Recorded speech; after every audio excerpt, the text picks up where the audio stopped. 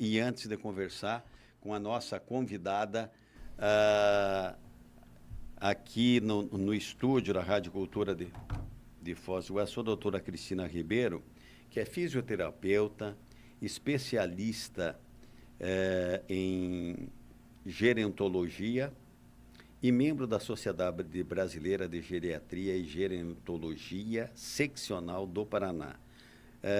O que quer dizer gerontologia, doutora? Bom dia, obrigado pela presença.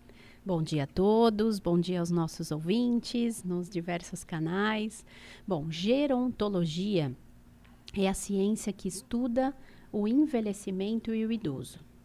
Então, assim, a geriatria é a área médica, a área que estuda as doenças. Gerontologia é a ciência que estuda a pessoa idosa de maneira biopsicossocial, em várias áreas, biológicas, ou seja, no todo. Isso, exatamente. É o estudo do idoso de maneira global. Inclusive, a geriatria, a área da geriatria, ela está dentro da gerontologia. Quem faz parte da gerontologia são todos os profissionais que estudam, que trabalham com a pessoa idosa. Então, entra também até, por exemplo, advogado que ele se especializa em casos do idoso, como aposentadoria, ou assim, assuntos relacionados àquele profissional que é especialista no idoso, faz parte da gerontologia. A senhora, academicamente é formada? Sou fisioterapeuta e professora.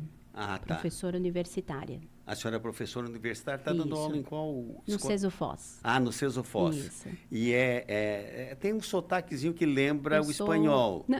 Eu sou paulistana. Sou paulistana. Paulistana. Paulistana, mas agora bicho do Paraná há 15 anos. Ah, tá. Deixa eu só registrar os nossos internautas aqui, doutora, que é o Jorge Luiz Dornelles, a Neiva Alves, o Gabriel Galina, estão assistindo. Buenas Contraponto, diz o Jorge. O doutor Francisco Sampaio, que é o nosso vice-prefeito aqui em Foz do Iguaçu, diz o seguinte: doutor Nelson, no contexto dos requisitos para a prisão preventiva, é fundamental analisar diversos fatores que podem justificar a imposição dessa medida. Um dos aspectos mais relevantes a ser contestado é a possibilidade de fuga do imputado. Claro, eu também concordo com o senhor, porque eu já vi fundamentação do decreto de prisão preventiva dizendo que o cara mora na fronteira. Bom, mas aí eu também moro na fronteira, o Dante mora na fronteira, o Eli mora na fronteira, e o cara que mora em Cascavel, porque daí não mora na fronteira, não foge. Ou que mora em São Paulo, Então, se essa é a possibilidade, eu concordo com o senhor, doutor. Já fiz acaloradas discussões a respeito disso. E a Neiva Alves também está dando um bom dia para todos nós. Voltando então aqui à nossa conversa com a doutora Cristina Ribeiro, que ela explicando então o estudo que se faz em relação ao idoso. Idoso a partir dos 60, doutora? Isso, no Brasil a partir dos 60. A partir dos 60, né? Isso. Mas hoje, legalmente, já se estendendo o prazo, digamos assim, por conta de aposentadorias e tal, colocando a média 77, já estamos quase já passamos dos 80? De que você diz? Expectativa de vida? Está em 72, 74, depende da região, né, do Brasil. Mas na média eu pensei que já tinha aumentado. Não. Ainda não. Mas você pegar por região, no sul do país, sim, a média nacional diminui. Na verdade, assim, a expectativa de vida, ela diminuiu com a pandemia. Diminuiu? Com a pandemia.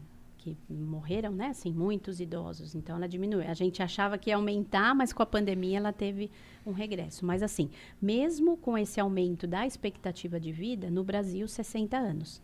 Que ainda ele se enquadra, né, como um país em desenvolvimento. É diferente da Europa, que a expectativa de vida é maior e o idoso é considerado com 65 anos. O que falta de cuidado, doutor? Eu estou vendo aqui que a proposição da senhora é melhorar a vida do idoso. Em última análise é isso. Isso é o objetivo. Claro, atuando em várias frentes, né? Atuando em várias frentes para isso. Vamos lá. A primeira pergunta. O idoso, ele é tratado como deveria ser tratado ou são casos particulares que a família tem um pouco mais de condição material e pode propiciar uma condição melhor? mas via de regra, aquele mínimo para o idoso, de forma geral, o idoso brasileiro tem ou não? Não tem. A gente está, assim, com aumento do número de idosos, né? Então, assim, a gente tem aí um grande boom que vai ser em 2050, mas a partir de 2042, segundo o IBGE, há mais ou menos um mês, a população já começa a decrescer. Ela não vai crescer mais a partir de 2042. Então, isso já chama muito atenção porque o número está acelerado, né, de idosos. E a gente não tem um cuidado adequado. Eu vejo que, assim, a nossa cultura brasileira, ela infantiliza muito o idoso. Então, parece que assim, ele vai envelhecendo, é idoso, então já começa aquele infantilismo, achar que idoso é criança. Tá com friozinho, vozinha? Isso. Tá não sei o quê e tal, né? A linguagem no diminutivo e tal. Exatamente. Uma espécie de falso carinho também, né? Assim, né? Pode ser em alguns casos, sim. Mas esse infantilismo, ele não ajuda. E o próprio idoso parece que assim, ele compra aquela ideia, em alguns casos, de que, agora eu não consigo, eu sou dependente. Isso faz parte da cultura brasileira, que a gente tem que começar a melhorar isso, né? Porque o idoso, ele tem direitos e deveres. Ele não é um coitadinho, né? E às vezes, assim, ele acha também que pode fazer tudo. Não, né? Tem direitos e deveres. Então, assim, a gente precisa, e aqui, né, agradeço a oportunidade de falar desse assunto, a gente precisa olhar realmente como uma pessoa que, né, precisa se desenvolver, não é dependente, não é igual criança, né? Então, assim, a gente tem, por exemplo, espaços, e isso não é, isso em todo o Brasil. A gente tem espaços que o idoso, ele passa o dia lá, que se chama centro-dia. Aquele idoso que ele não pode ficar sozinho, ou que ele não tem como ficar em casa sozinho, ele tem essa opção. Aqui em Foz do Iguaçu a gente não tem ainda. Mas, por exemplo, São Paulo tem. Né? Então, ele vai, passa o dia e volta. Alguns lugares chamam de quê? Creche do idoso. Horrível. Não é creche. É um lugar que se chama centro-dia. Então, assim, a gente precisa, sim, chamar o idoso pelo nome. Né? Não, é um cuidado, um carinho? Sim, mas precisa ter essa melhora. Só para vocês terem uma ideia, assim, o quanto se gasta, se investe, né, no governo federal para o idoso, né, para a pessoa idosa, o investimento é menor do que se gasta, por exemplo, com presidiário. É menor? Menor. Então, se gasta mais a renda... Mas está aí as contas de SUS, mas de o entrega investimento de remédio, é menor. Tudo. Se gasta mais a verba para o presidiário do que para o idoso.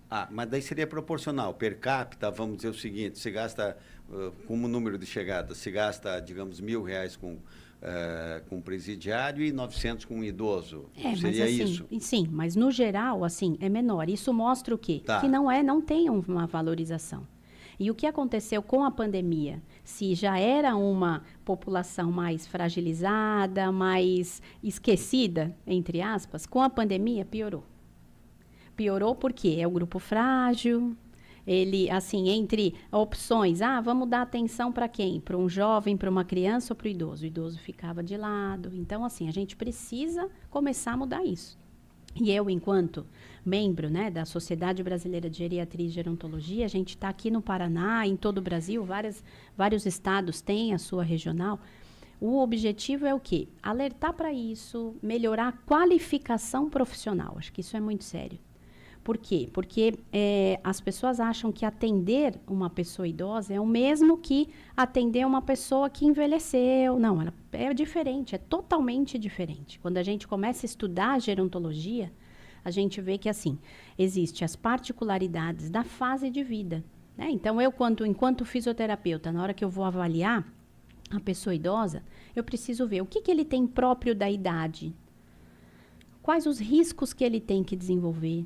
Então, a pessoa precisa estudar, precisa se qualificar para atender a pessoa idosa. E, assim, ainda, poucos querem atuar nessa área da gerontologia e da geriatria. Se vocês observarem, assim, quais as duas especialidades que menos os atuais médicos, né, assim, quando saem da faculdade, quer fazer? Pediatria e geriatria. Porque demanda muito. Mas, assim, quando a gente se identifica, né? Então até fica uma sugestão aqui para a pessoa que está nos ouvindo. Se ela gosta, ela tem, né, essa aptidão para trabalhar com a pessoa idosa, investe, estuda, porque é a área de agora e a área de daqui a uns anos. Doutora, deixa eu colocar aqui, antes de passar para o Dante e para o Eli, eu tenho uma observação, e a senhora que se debruça no assunto, eu acredito que tão ruim quanto o descaso que o Estado tem, né? Alguém já disse lá atrás, um filósofo disse, você quer saber qual é o comportamento de uma sociedade, você vê o tratamento que ela dá para as crianças e para os velhos. Pronto, aí tu vai saber se é uma sociedade correta, boa, etc. Tá? Que são as duas pontas, né? Um é o futuro e outro que seria haveria de ter o respeito àquilo que ele contribuiu, fim de vida, né? Um fim de aquilo vida. que ele contribuiu para as demais. Mas o que eu observo é que nós, sociedade, não quero fulanizar, mas nós, sociedade de uma forma geral, nós não enxergamos o espaço do velho. Eu não me lembro por que não tem aqui com sombra aqui nessa praça aqui para os nossos idosos sentar e tal. O vizinho da praça não pensa assim. A filha do idoso não pensa assim. O neto, então, esquece, né? É uma espécie de estorvo. Então, aquele carinho que se tem pelo idoso são individuais, por conta da cultura familiar, da tradição familiar ali, que vai, né, tendo aqueles laços de família, muito bem definindo o que é o pai, a mãe, o avô, a avó e tal, e você consegue desenvolver. Mas enquanto sociedade que se interessa, a gente se interessa muito por algumas coisas, né? Pela economia, todo mundo, né, ali briga e tal, pela segurança, enfim. A mãe, ela é muito, muito preocupada com o seu filho, uma escola, creche, né? Creche é um... Sim. Né? Mas eu acho que tem um pouco muito cultural de nós aqui, que hoje não damos aquela importância, aquele reconhecimento que merece o idoso. Eu estou certo ou estou errado nessa observação? Sim, está certo. Essa importância. Isso a gente já vê, por exemplo, mais nos países orientais. Né? Aquele valor... E a África negra, também. O netinho isso. gosta muito e também da vozinha dele. Isso. E também na cultura indígena. Isso. Porque aí você vê, né, o pajé, né, aquelas pessoas mais... Ser idoso é autoridade. É autoridade, é respeito. O Japão também não é de... Isso, o Japão oriental. respeita muito. Né? Respeita muito. Então, Ela assim, disse, inclusive. Os países orientais, então, assim, tem essa questão de até consultar, né, a pessoa, ele é um conselheiro, ele faz parte, assim, de alguém que vai, né, se trocar ideias. Então, tem isso. Então, já na nossa cultura, não. Só que a gente pode mudar isso, né? A gente pode, sim, começar a colocar a pessoa idosa em outros espaços. Eu acho que a gente já está começando, aos poucos, fazer isso, né? E aí a gente tem atualmente, aí essa semana passada, né? A Fernanda Montenegro fez 95 anos. 95. Tá, assim, extraordinária, atuante. Em cartaz, lotando, né? Os espetáculos. Saiu na revista Elle. Assim agora. Então, assim, a gente começa a ver agora um protagonismo dessas pessoas. E não só pensar que, e até nas propagandas, né? Antigamente se via muito, propaganda de farmácia com idoso.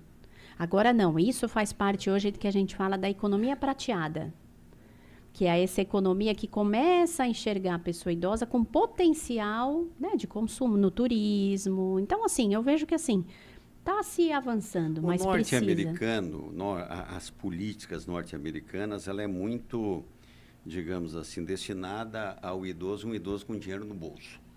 Né? Eles incentivam as aposentadorias particulares e tal. Tem uma série de incentivos nesse sentido, que é pegar o idoso com dinheiro suficiente para ele poder viajar, para ele poder comprar o remédio dele, para ele consumir a sua comida, a sua roupa e tal. E há um mercado muito grande nisso, norte-americano, que se preocupa com isso. Essa é a realidade, né? É uma realidade, agência de viagem.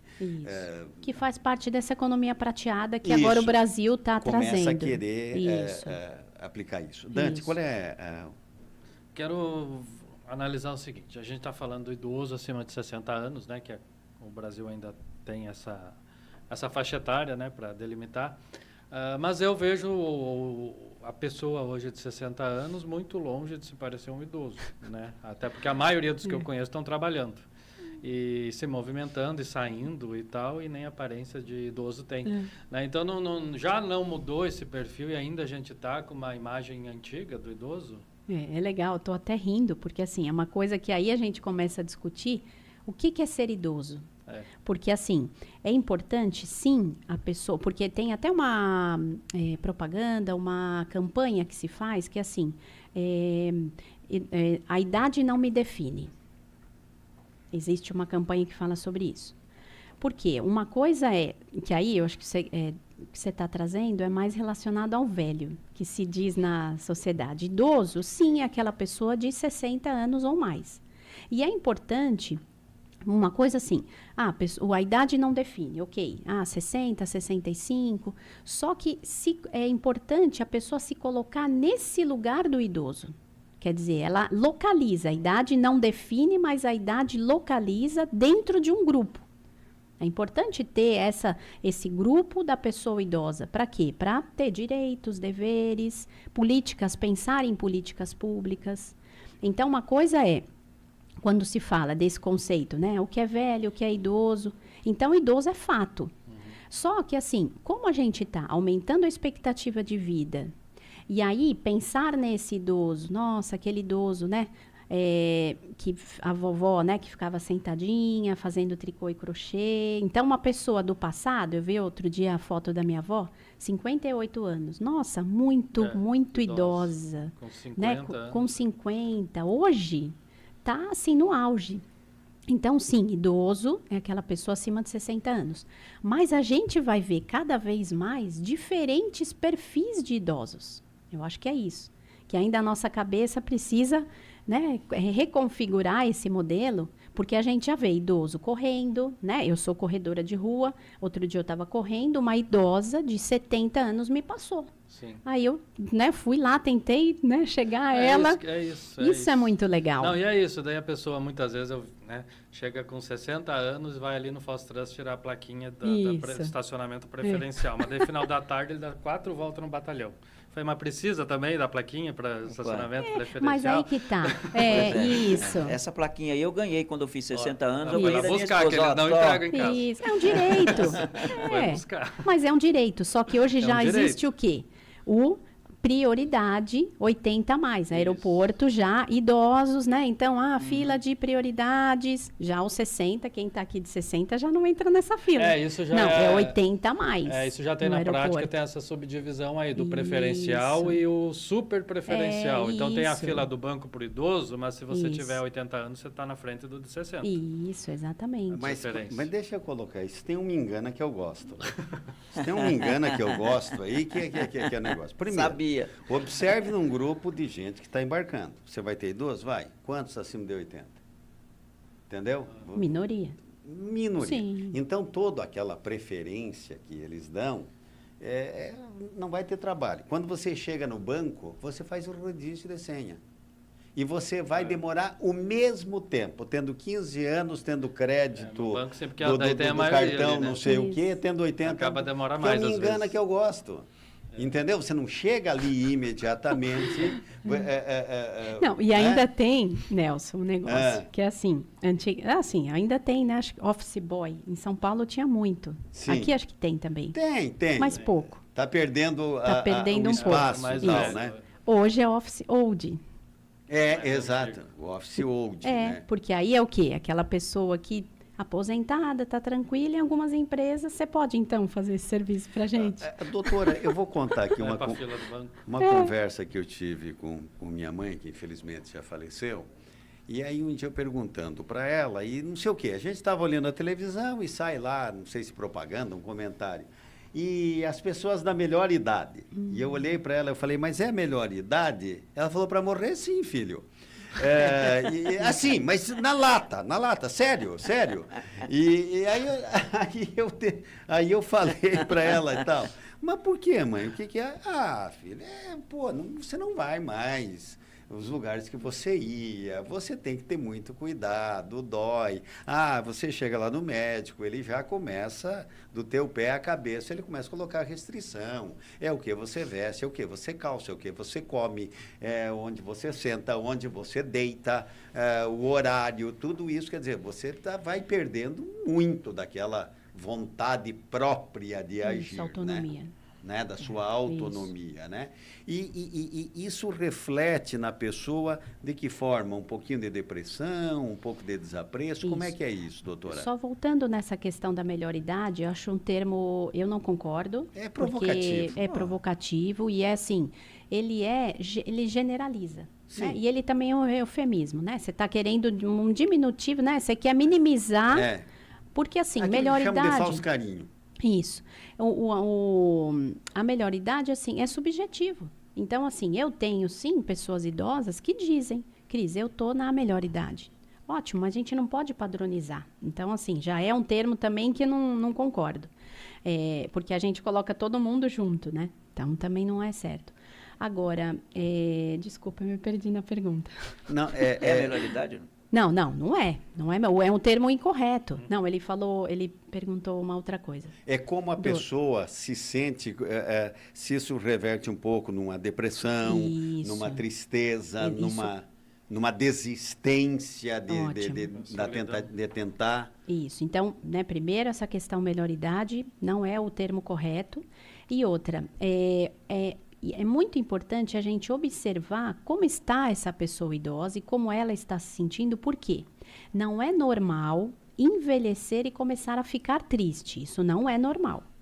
Se isso está acontecendo, alguma coisa já está surgindo. Pode ser já uns sinais de, né, alguns sintomas depressivos.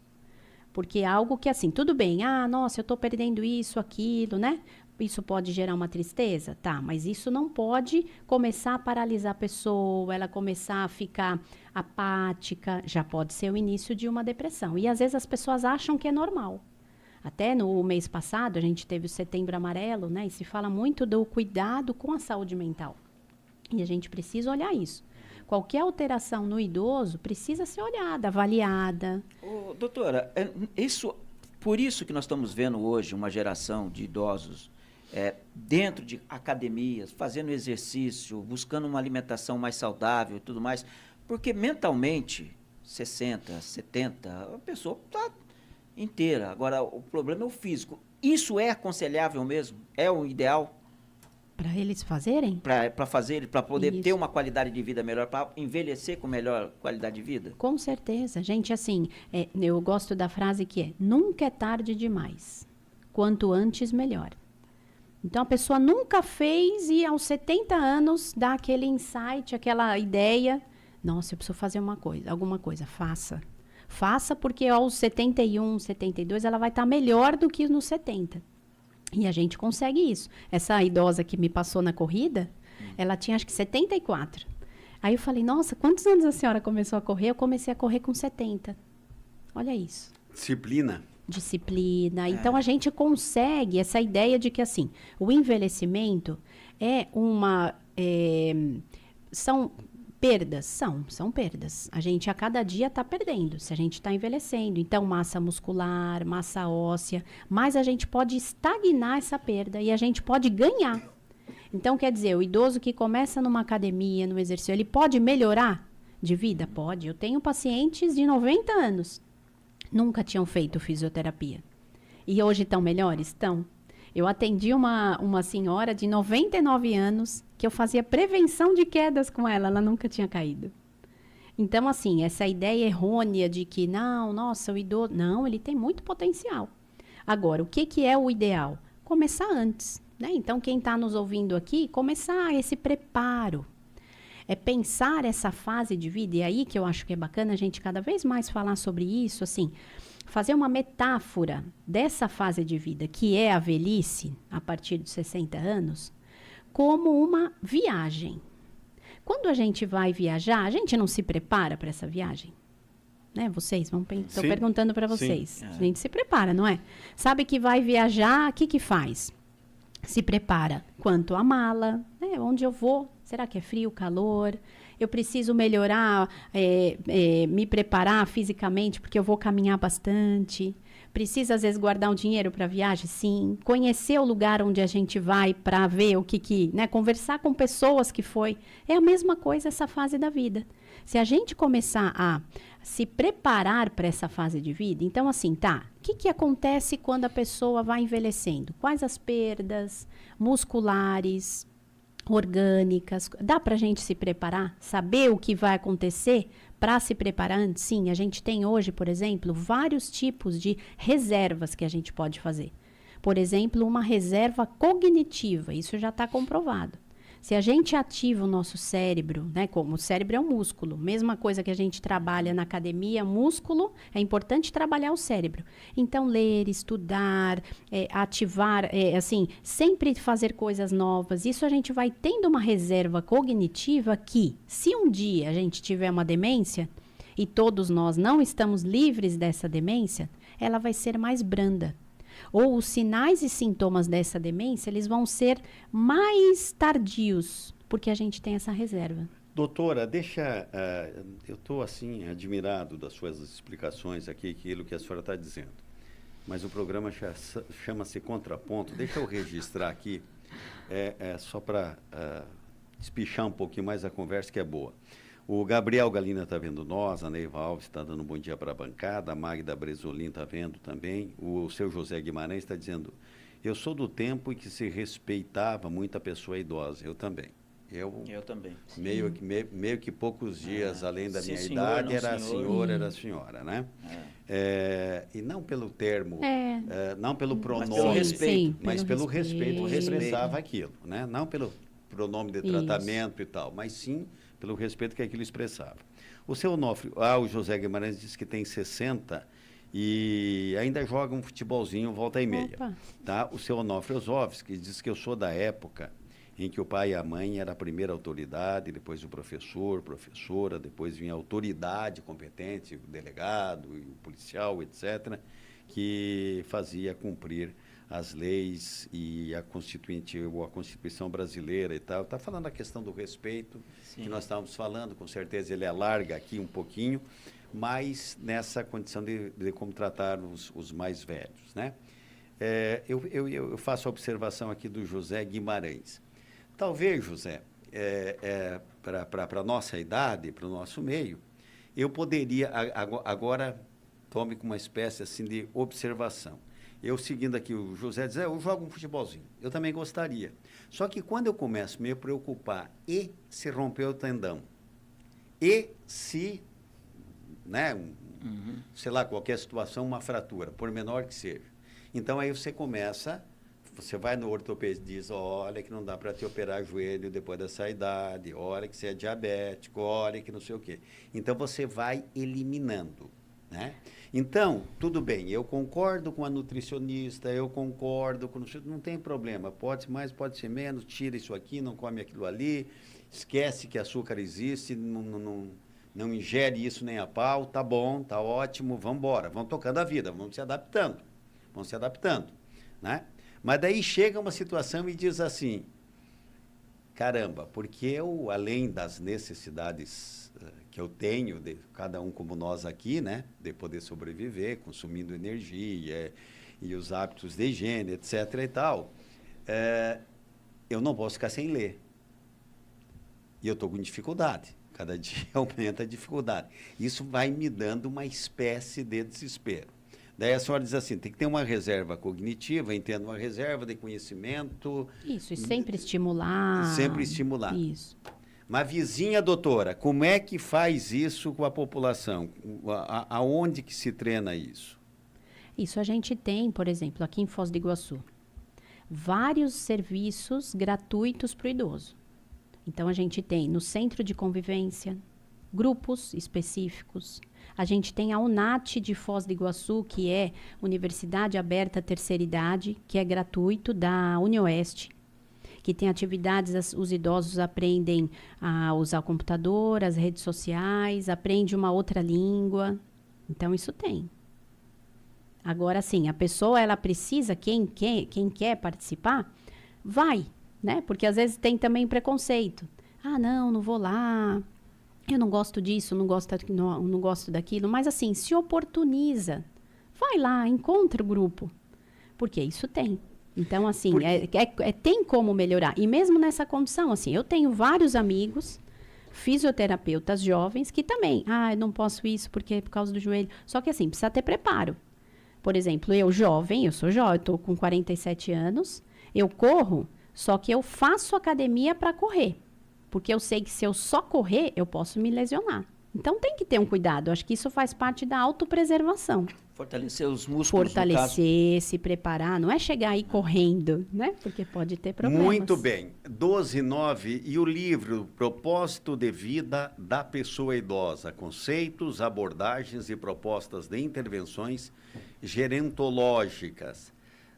Escrito pela professora Cristina Cristóvão Ribeiro. Do que trata? Trata de tudo isso que nós estávamos conversando, Isso, doutora? o que a gente fala no livro é o quê? É uma coletânea que eu organizei com mais 13 autores. É um tema que eu estudo desde 2018, foi a minha defesa do doutorado, que eu fiz na Unicamp. A partir daí, eu comecei a estudar o que dá para se fazer, a importância da pessoa ter algum propósito de vida. Eu gosto de falar daquela frase que, assim, sonhos não envelhecem. Então, às vezes, aquilo que a pessoa tinha desde jovem ou adulto, às vezes agora, nessa fase da vida, ela tem mais tempo. Então, por que não realizar? Então, é muito importante a pessoa ter algo que brilhe os olhos dela, mesmo numa idade mais avançada. E esse recado é para quê? Para todas as pessoas que são jovens estimularem os seus familiares, os profissionais que trabalham com o idoso, estimular o que ele quer. Né? Então, assim, o que a pessoa quer, o que ela deseja, qual que é um objetivo. Porque, como a gente falou aqui, hoje não é um desafio viver mais, mas viver mais para quê? Fazer o quê? A medicina, ela fala muito disso. Você vai hoje conseguir chegar até 100 anos. Tá, mas vai fazer o quê da vida? Então, quando a pessoa tem algo que brilha os olhos, por exemplo, o trabalho voluntário é maravilhoso. Às vezes o idoso tem tanta habilidade, consegue, a gente viu isso, um exemplo no Rio Grande do Sul com as enchentes. Vários idosos se mobilizando, fazendo casaquinho para crianças. Isso tornou um propósito, isso é um propósito. É um motivo para viver, o que move a pessoa. Então, é bacana, assim, todo mundo que está nos ouvindo, fazer essa reflexão, né? E até a gente tem aí, está começando o ano, o que a pessoa quer para o próximo ano? Quais os motivos que fazem ela acordar de manhã com um brilho nos olhos, motivada? É isso que fala o livro. Olha, para encerrar, professora, eu penso sempre assim, né? Que eu acredito que os prefeitos, enfim, as autoridades administrativas, elas não podem abrir mão, no mínimo, de uma pessoa, não estou dizendo que tem que ser a senhora, mas com esse conhecimento, com essa preocupação, que alcance uma visão, mas uma visão científica, Isso. acadêmica, de conhecimento, de conhece casos, que possa fazer comparativos. Políticas públicas. Porque eu penso, que daí haveria de ter desse setor, que pode colocar na assistência social, sei lá, na saúde, acha lá, não precisa, não há necessidade de secretaria, nova secretaria e tal, mas algum setor que diga o seguinte: aquela pista é boa para caminhar, aquilo que tem lá é o mais adequado. E aí, como diz a senhora, eu vou ver num todo. Eu vou ver o professor de educação física, eu vou ver isso, eu vou ver aquilo, vai passar pelo aspecto da segurança, tem segurança, vai ver a questão de trânsito, o gargalo do trânsito naquele setor. Eu vejo que é tanta coisa que dá para se criar para atender o bem-estar de alguém que está com uma idade considerada de idoso e adiante, né? Eu acho que falta recurso, falta convicção, falta conhecimento. Mas a gente tem hoje... Mas a gente tinha que fazer isso com mais afinco, né? Isso. E a gente tem em Foz do Iguaçu um Conselho Municipal do Idoso. A gente tem isso, Conselho dos Direitos da Pessoa Idosa. Isso já mas ele existe. Funciona? Tem reuniões, eles estão trabalhando bastante, mas já existe. Então, isso já é um primeiro passo. Tá. Né? A gente teve um evento ano passado para reunir todos os conselheiros, foi aqui em Foz. Então, assim, eu vejo que a gente está avançando, mas quanto mais falar sobre isso, e outra, tem duas coisas. Eu acho que assim, o próprio idoso se colocar na posição que ele tem direitos e deveres também, né? E a família não infantilizar, colocar ele no lugar dele, decidindo, não fazer por ele, né? Então, assim, eu gosto sempre de dizer que, assim, vamos fazer com a pessoa idosa e não pela pessoa idosa. Porque se a gente faz com, aí a gente inclui. Se a gente faz pela, a gente exclui. Porque nosso professor aqui no sul do Brasil, dá para observar, teve muito que se criou em muitos municípios, principalmente os municípios pequenos, a Associação dos Idosos, né? Aí faz um bem bolado, um particular ajuda de um jeito, o prefeito vai lá, faz alguma coisa e faz lá. E normalmente isso consumido no baileco do sábado ou do domingo à tarde e tal, né? Ali com uma musiquinha, todo mundo gosta de dançar, independente da idade, mas todo mundo, que bom que a maioria gosta e tal. Mas, e depois, no dia a dia? Isso, exatamente. O que é feito na segunda de manhã, de segunda a sexta e tal, isso, né? Isso, mas já tem essas iniciativas que eu falei. Mas já tem essas iniciativas. Então, quem quer, de repente, eu quero saber, entre em contato lá no Centro de Convivência do Idoso, na Praça da Bíblia. Lá tem atividade diária. Diárias. Tem, inclusive, o curso de alfabetização de alfabetização idosos. E alfabetização. Então, assim, porque quando, né, até você fala, né, todo mundo gosta de dançar, nem todo mundo. Sim. Então, às vezes a pessoa, o idoso, fala assim... não, vamos fazer um salão de baile para resolver o Não problema. vai, isso. Minha mãe não vai num baile desse. Mas minha mãe vai no outro curso. É algo que aqui, mexe muito aqui. Por exemplo, digamos, vou colocar um exemplo meu. Eu estou com 60. Eu vou me aposentar daqui 2 anos, 3 anos. Aí eu penso, pera lá, mas vou aposentar para fazer o quê? Exatamente. Se o meu dia a dia é um dia a dia cheio, que eu estou aqui na rádio, eu sou útil e tal... Isso. Olha, é um preparo. Luta. Isso. Tem um capítulo no livro que fala sobre isso, aposentadoria. Preparar. Então, assim, o que você vai fazer, né? Então, é interessante já começar a partir de agora. Às vezes, assim, vou continuar trabalhando? Sim, mas reduz. Mas o que vai fazer depois com esse tempo? E muita gente, eu falo no livro, dos 3 Ds da aposentadoria. Primeiro é aquele deslumbramento. Nossa, eu não vejo a hora de me aposentar. A pessoa passa a vida trabalhando pensando em se aposentar. Exato. Depois vem aquela decepção. Puxa, e agora, né? Isso depois de uns meses, né? Porque ou até anos, né? Você ela sente a falta do dia a dia. A falta do dia a dia, se sente menos produtiva, porque antes ela era... a rotina dela era guiada pelo trabalho. Então, ela tinha uma rotina, horário. E isso é muito interessante, porque às vezes as pessoas falam assim... Nossa, antes eu trabalhava e era mais produtiva. Agora eu tenho tempo livre e eu não faço nada. Não rende o meu dia. Por quê? Porque antes eu tinha uma rotina e às vezes a pessoa não consegue manter isso. E se sente menos produtiva mesmo. E por fim, o desespero. Então, deslumbramento, decepção, desespero. Porque às vezes ela entra em desespero e depressão. Depressão. Porque assim, puxa, o que eu vou fazer? Eu não sei. Então, a sugestão é o quê? Se prepare para este período. O que vai fazer? Né? Se prepara, pensar, estudar, fazer alguma outra habilidade. Ver o que faz parte. Também é isso, né? Assim, quando chega o idoso, ou é dançar, ou é um trabalho manual, mas ele gosta. Né? Hoje eu não tenho nenhuma habilidade manual. Se na minha velhice alguém chegar e falar, Cristina, faz um tricô crochê, eu vou deprimir, porque eu não sei fazer. Não é isso que eu vou fazer. Então precisa para cada... a vida fazendo crochê, morrer de fome. Morrer de fome, vou entrar, vou ficar triste. Então, assim, é esse preparo. Então, assim, tem muito assunto para a gente falar. No livro, na página 105, a Simone Beauvoir, eu nunca... sei direito a pronúncia Simone de Beauvoir. Da francesa aqui, eu só sei que ela era namorada do Sartre, ela era. Mas não fala e o só resto isso. A gente não sabe. E ela escreveu um livro lindo chamado A Velhice. A Velhice. Isso, que hoje é um clássico, ela escreveu no começo de 1900 porque eu li o livro. Então, é lindo o livro. E é super atual. Você fala, como pode ser tão atual assim esse livro de quase 100 anos? Porque uma época ela e o Sartre foram muitos consumidos na universidade, na juventude. E outra, só um parênteses, Nelson. A Fernanda Montenegro faz, né, a peça em cima dos textos da Simone de Beauvoir. E exatamente. E tem um detalhe, eu não sei se eu vou dizer literalmente a frase, mas o Sartre dizia uma coisa que me chamava a atenção, sério, quando eu tinha 15, 16 anos de idade, um dia, professor falando, dando uma introduçãozinha de filosofia, falou que me chamou muito a atenção. O Sartre dizia, a vida tem sentido se você der um sentido a ela. Isso. Tá? Senão ela não tem sentido. Ela não vem por conta. Então eu quero ter, né, eu quero correr maratona. Você deu um sentido para a tua vida. Exatamente. Você deu um sentido para a tua vida. Eu quero fazer o caminho de Santiago de Compostela lá na Espanha. Isso, eu quero fazer uma faculdade. Eu quero fazer uma faculdade. Eu fiquei a vida toda tendo que trabalhar, não tendo dinheiro, não sei o quê, mas agora eu quero aprender o curso X. Entendeu? Vai lá Isso, esse é um sentido que se dá para a vida. O Boris Casoy, aos 80 anos, o ano passado, começou a faculdade de veterinária.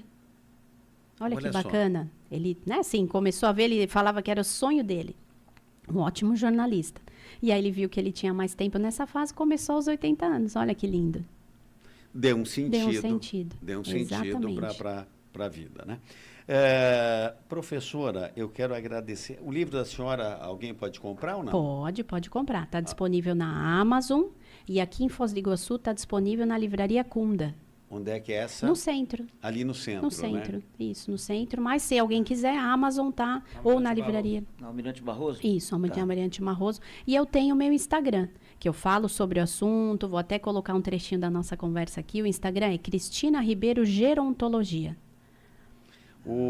Na livraria Kunda, eu vou colocar aqui, não tem nada a ver com o nosso assunto, tá? Mas eu vou, para não perder meu raciocínio. Eu tive uma das maiores decepções da minha vida. Porque num curtíssimo espaço de tempo, eu fui professor universitário também, graças a Deus. E aí eu cheguei na livraria Kunda procurando atualizar o conhecimento sobre uma determinada área do direito e eu fui buscar livros. E muito pobre estava a estante. E eu fui conversar e aí veio a decepção. Disse a atendente para mim, os estudantes não vêm mais comprar livro. Poxa vida. Eu falei, meu Deus do céu. Se o estudante não lê, como é que ele vai... Então estão fazendo Exato. O direito posto, o direito dos tribunais, e cadê a literatura, cadê... Porque todo esse conhecimento que nós temos hoje em dia, que tem a professora, a tese que ela defendeu, ela foi buscar em livro, foi buscar em compêndio os argumentos para fazer... Paralelo a isso, tem o avanço aí da internet, né? Então, pode-se pedir os livros pela internet. Consegue, né? Mercado Livre. Mas então, tem isso. Mas estão lendo menos. Eu acho que por ser velho, então, ou por ser idoso, eu ainda defendo a ideia que tem que ler um pouquinho. Sim, tem que ler muito. Tem que ler Tem que ler desde a infância, para criar o hábito. E o professor que me ensinou a ler, ele disse o seguinte, professor, o que eu leio? Ele falou tudo. Começa a ler tudo. Entendeu? E aí, depois, mais tarde, um professor de direito, professor de introdução ao estudo de direito. Fui perguntar ao professor o que eu tinha lido. Ele falou, olha, lê tudo, tá? E depois começa a ler até livro de direito. Primeiro... Olha só, cultura geral. Vê lá, para-choque de caminhão, leia a placa, leia livro e tal. Quando você começar a gostar de ler, aí você... Porque senão começa a impor para o aluno, você tem que ler e tal, depois o cara não lê. Bom... professora, muito obrigado pela sua participação. Volte mais vezes. Eu que agradeço. É um assunto maravilhoso para a gente Fico à disposição. Conversar. Quando vocês quiserem, tiver algum assunto relacionado ao idoso, pode me chamar. Lhe chamaremos. 12h22, eu vou para o intervalo e volto para terminar o programa.